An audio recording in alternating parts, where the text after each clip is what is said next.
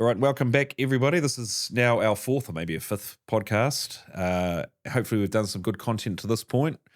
This is pretty much a flow on from the third podcast. I've just taken my jacket off if you're very observant. But hopefully some good content come out from our various guests that have been on. And I'd just like to do a shout out to Jamie, who's our producer here. And Emily will do some footage of him. Because some of the feedback we get is actually the production content is really high, and I'd agree with that. It comes across very professionally, but this is Jamie's expertise, as well as Emily from Up Social, who does all our editing. And we actually use Hayden Brown. We use his studios out here in Richmond. Don't come to Richmond very often, but this is one of the reasons we do come out and do our little podcast. But they've done a great job, we think, for us getting some of this content out. There's actually been a wee bit of a method to the podcasts that we've been releasing. The first one was with Connell, just introducing, I guess, ourselves and a story from a client that sort of had a reasonably good outcome. And then we moved on to the New Year's resolutions and fitness and money and how there's a lot of similarities between finance and getting fit with Emily that you might all know now. We just looked at some personal type insurances with Sam and got some background into luxury yachts, not super yachts apparently, but there we are. And today we've got our investment advisor, Claire, Corby Smith, and we're mainly going to discuss aspects around KiwiSaver, retirement savings, KiwiSaver, that sort of thing. So Claire, welcome to the show. How have you been going? Oh, wonderful, thank you. How was your weekend? Wonderful, yes. Just baby life, keeping it chilled, keeping it nice. So young daughter, yeah, 15 months old as well, right? Yep, Frankie. Yeah. How's that all going? Wonderful. She's a bundle of joy. She's a ray of sunshine. So 1 year off maternity leave? Yes. Definitely worthwhile? So worthwhile. Yeah. So glad I took the time. Why's that? Tell us. I mean, it was so nice just having those first few formative years at home with her and dedicating everything just to being present and in the moment, watching her grow and, just a step back from life, from the busy hustle and bustle. So, on it, number one tip for someone who's a brand new parent. You know what? I was thinking about this before and I thought, for me, there's a lot of noise in this day and age and all the technology and all the social media. There's a lot of people with differing opinions and everyone does everything a different way. And I'd say for me, number one was just do what works for you. Cool. I didn't stress about a routine. There are lots of 4 o'clock in the morning baths and all sorts of things. I've never sat in a room just hoping she'll go to sleep till the early hours. If it's not working, it's not working. So, you just got to do what's right for you. Yeah. I guess that maternity leave has helped with that, right? A bit of pressure off. Don't have to get up and get absolutely. to work at 9 o'clock. 100%. 100%. And I guess, it's a sacrifice, I guess, from a work perspective, but, you'd like to think the benefits will outweigh itself. Yeah, and probably have already, right? Yeah. It's nice being back though. Anyway, you're back. You're back. It's nice to be back around people. And it's interesting you said that point about noise, and we talked about in the fitness and finance side of things. There's so much noise out there in finance and fitness and with parenting. There's so much information these days online, social media, and so on. I guess that's one of the reasons we do these podcasts as much as anything is just see what our real life experiences are with clients and also ourselves with things going on. So Claire's been with us here, Sheehan Financial, for about 5 years, and prior to that was at one of the major banks. And we were talking about KiwiSaver. Claire is our main KiwiSaver advisor now, and one of the things we sort of figured out, Claire bought her first home using KiwiSaver withdrawal. Did you have the subsidy as well? Yeah, I did actually. Yeah. And we sort of, when you do the maths, 5 years you were in, right? Yeah. One of the first people or one of the first segments to buy their first house with KiwiSaver. It's been around for about 20 years, and you bought your first house when I was 23. Yeah. I can't do that math. So that was 17 years ago, right? Or something like that. So tell us about that. So you've used KiwiSaver to buy a first home at a young age. I got some advice at the time to contribute as much as you could, which was 8% at the time. And I did. I put in 8%, despite people saying, it'll fall over, because it has done before in the past. And I took the risk, but it really paid off because I did utilise KiwiSaver and the NZ housing subsidy that was in place at the time to buy my first home when I was 23 in Auckland. Yes. So where was that in Auckland? West Auckland. All right. Yeah, Massey. Was it? Yeah. I didn't know that. Yeah, Lowhurst. I didn't want to. I was living on the shore. Nothing wrong with Massey. It was a Nothing real wrong with estate Massey. agent that said there's going to be an airport tunnel. There's Oh, the yeah. mall getting put in. Like, you got Mall's to think there, bigger yeah. picture. Yeah. So, yeah, Well- it paid off leaps and bounds, actually, to be honest. Well, it's interesting you brought up that point about, so when I've been doing this 2008, it is 2007, 20 years. The KiwiSaver's been around since 2007, so almost 20 years, and I've got the numbers here, so I'm going to read off them, but 123 billion in there now. I can remember it got to its first 2 billion, and there's 3.4 million members, so most people who are adult in New Zealand have a KiwiSaver account now. So it's been pretty successful. Some arguments against, the money's been diverted from elsewhere, but it's a pretty successful in terms of being a savings scheme. And initially there was, when I was first talking to folks, the only reason people weren't going into it was distrust of the government. And in the 70s, there was a scheme that was compulsory, and then they wound it up and so on, and they took your money off you. But that's not the case anymore. There's no, it's not a government-run scheme. It's a private scheme, and you can choose whether to be in it or not. So it has been pretty successful. But anyway, back to home ownership. I'm a big fan in New Zealand context of taking KiwiSaver out to buy your first home, maybe as soon as you can or as soon as realistic. What are your thoughts there? I mean, has it worked out for you? Yeah, I totally agree 100%. There are arguments to say for or against renting versus ownership and things like that. But at the end of the day, you need somewhere to live. You're Yeah. always going to need somewhere to live. And if you're renting and not saving as much as your mortgage repayments are, or not investing the money that you're not spending on renting, then you're not going to get as far ahead. And owning a home means that you are going to have the capital gains as long as you buy smart, buy well. So that can pay off in leaps and bounds really as well, because those capital gains can end up being quite a lot over time. I'm on my third house now Oh, sweet. with jumping in capital gains every time I've bought and sold. So I'm actually in quite a good financial position from having bought my first home early. You don't have to buy emotionally when you buy your first house. Like buying smart's key. It's in get good advice, right? Real estate agents, mortgage brokers, Yeah. that sort of things, Yeah. financial advisor. But maybe that's a big part of why you're being able to take off that year's worth of maternity, 100%. because Yeah. you're in a strong financial position from starting early, I guess. Yeah. So in general, we are going to say to folks, if they tend to stay in New Zealand, to try to get into a house as soon as they can and use KiwiSaver to do that. But if you were to come across someone who hadn't bought their first home, Claire, and was in their 20s, early mid-20s, what sort of advice are you giving to those sort of folks? Yeah, just predominantly focusing on the fact that your strategy needs to be right. Okay. Right? Like you should have a balanced approach, or even a more conservative approach if it's going to be sooner rather than later. When you have a more aggressive approach, you can take dips, which we'd hate to see you dipping 20% over 1 Yeah. year if you're wanting to utilize that money to buy a home. So It's the general advice, isn't it? Is KiwiSaver goes up and down, up over time, but the more aggressive you are, the bigger the bigger the hits, dips. Yeah. So yeah. if you're looking to sign that sale and purchase agreement, you don't want your No, price, the value of a KiwiSaver dropping 10 or so percent in a short period of time, which they can and they will. So you sort of take it off the heat when you're getting ready to purchase. yeah. Okay, so once you've bought that first home, and once again you've been in that situation, and I mean, for the first home owner, they have taken away some of those subsidies and so on, but you've bought your first home, you're settled in. Now pretty much the next time you can withdraw is 65. What are someone in that situation bought their first home, paying down the mortgage in KiwiSaver? What would 3 things you'd say to someone in that situation? 3 most important things you'd say to them for their KiwiSaver now? Considering your KiwiSaver now is going to be one of your biggest investments moving forward, apart from your property, it's really important for you to focus some attention and energy on making it right and getting it right. So first of all, that strategy has to be right.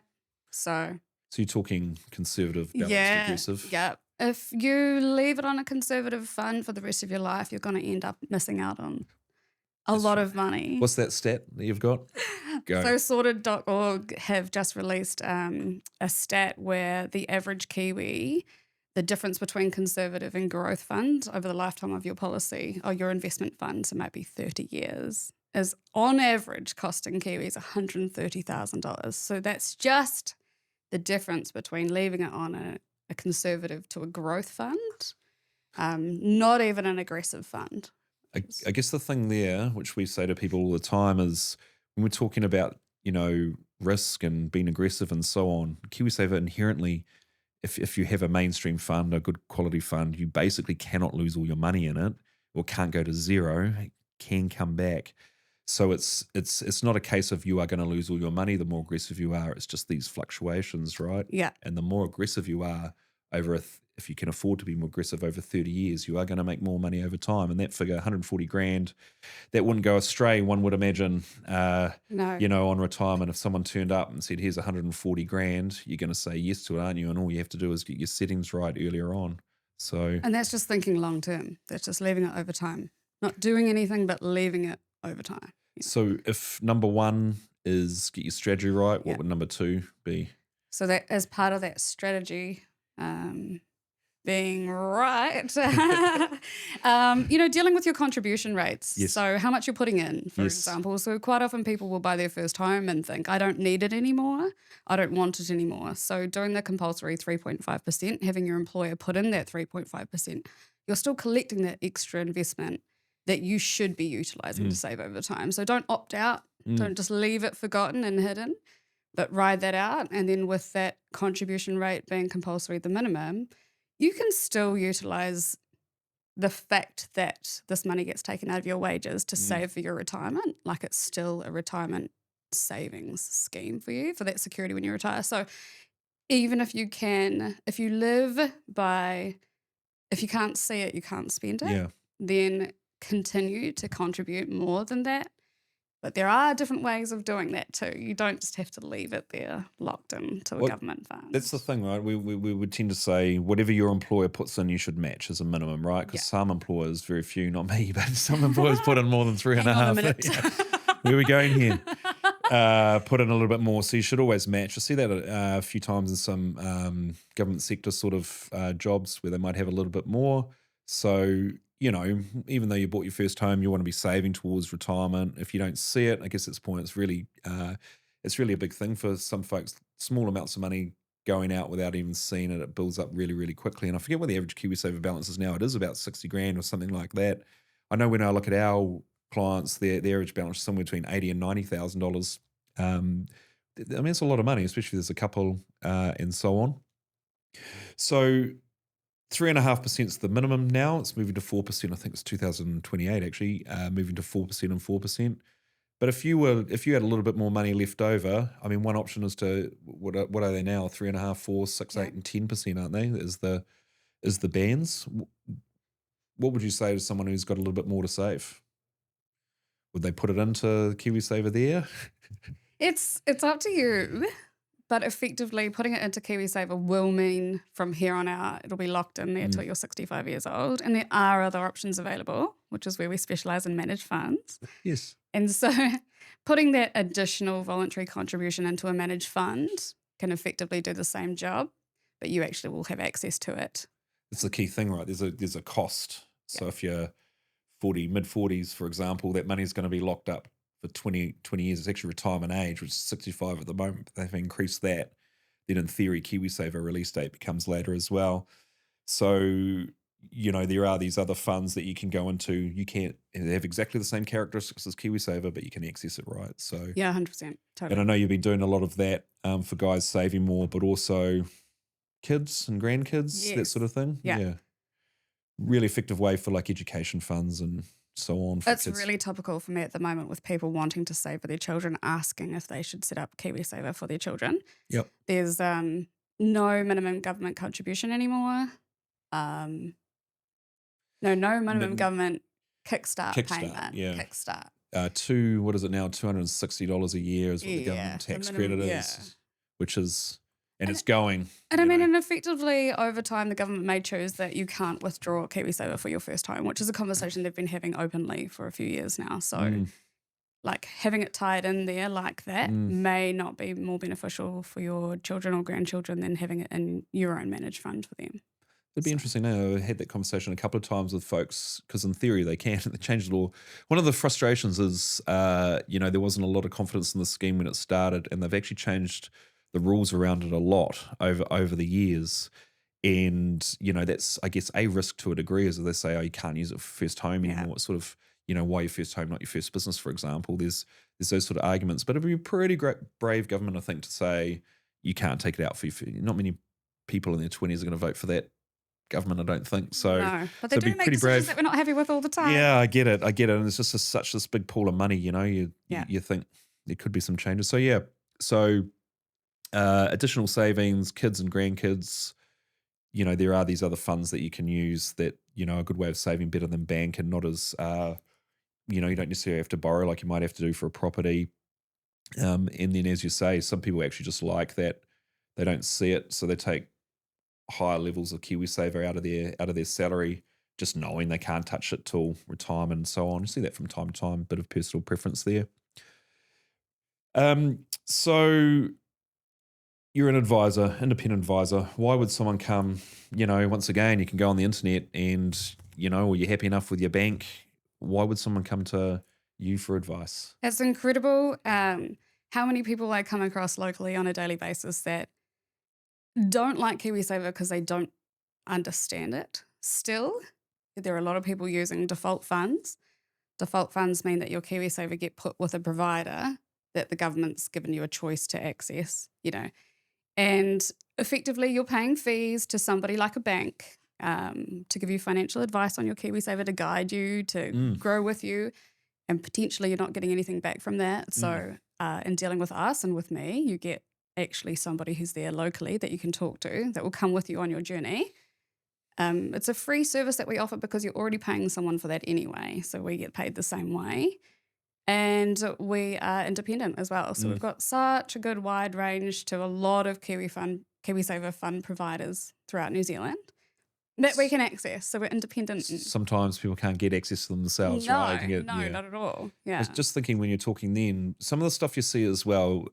So I've been, as I say, doing this quite a while now, and things have definitely changed. And Yeah. KiwiSaver coming in, 120 billion, and it has cleaned out a lot of things. Like there used to be a lot of pushback on things like fees Yes. and managed funds and so on. It used to be 4% fees were not unheard of, whereas now, man, you'd really be having a go at someone that's charging 4% fees. So around about that 1% fee mark, 1.1% fee mark is about where it's at.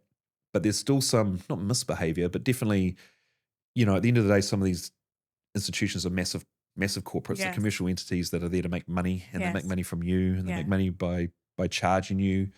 And so I still see it now. You'll have a fund manager, and it'll be packaged up with another fund manager, and you're getting charged fees on fees on fees and so on. So, that to me, for an advisor such as yourself, if someone's coming in, you can just straight away see, hey, look, that's a good provider, or it's not, or this is a better one in this circumstance, either from a fee or performance basis. And then even like I say, you've got access to funds that people can't access themselves, right? Not just one provider, you can use multi providers and so on. But I guess that's the key thing, is matching that fund to exactly what you need at that time in life, right? And if it costs you no more than what you're paying now, in fact, more often than not less, then why wouldn't you, right? And there are so many different options with fund providers too. It's not just their performance, but fund providers might suit different people for different reasons. Socially Social responsible is a key one, funds, eh? yeah, it's Yeah, huge. really key. Big owners, New Zealand, locally owned and operated. Yeah. And even now, some points of difference. Yeah, I get it a bit as well, where people will say, "Oh, I'm with my bank because I can see it on my app." Yeah.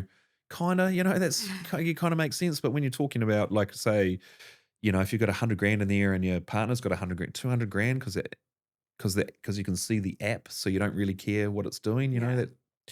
That doesn't sound too, the best way to manage your money. So To be fair, they've all got apps now anyway. they've all got apps, right? And you shouldn't be looking at it all the time They anyway. Just And- lock it in. And some of them, some of the specialist fund managers have really good, money management tools and so on and Yes. so forth. In fact, while I remember as well, that was we talk about holding the course and taking long-term strategy, and that's pretty well known. That was in the pandemic, so 2020, we saw that large dip of funds and savings go down as the world shut and so on and so forth. Everyone knows now inherently you don't move from balance or growth into a conservative fund because you're sort of crystallizing your losses there. Apparently, the number one determinant of whether you shifted at that time, which is the wrong time to shift, was whether you could see your fund on an app or not. So apparently. So anyway, yeah. So you'd get a good advisor alongside you, right? To grow those funds. Yes. Anything else you want to add to that conversation? Because I'm out of notes, if I'm honest. I'm pretty good. Yeah. Yeah, I'm pretty good. Oh, well, so we'll wrap it up there. So once again, obligation-free chat with Claire, licensed financial advisor. Been doing this in financial services something like 12, 14 years now. Do you know what? Also, we make it so easy. Yeah, okay. It's nothing to be afraid of. We've got a really quick and easy 5-minute link. It actually takes 2 minutes to answer 10 questions. And just to get things right, right? Optimized. It's not, you don't have to have many meetings, and it doesn't have to be arduous. It's just... And it's personalized as well, right? So it's kind of trying to find that balance between being easy, but also... that there's a real person behind it. It's not some robot sending you down a path you don't want to go down. No. All right. Well, once again, obligation-free chat with Claire. All the contact details on the website. Thanks again, Jamie and the crew here for everything, Emily. And we'll see you all next time where we're going to have a chat about mortgage debt and managing that as best we can. So stay tuned.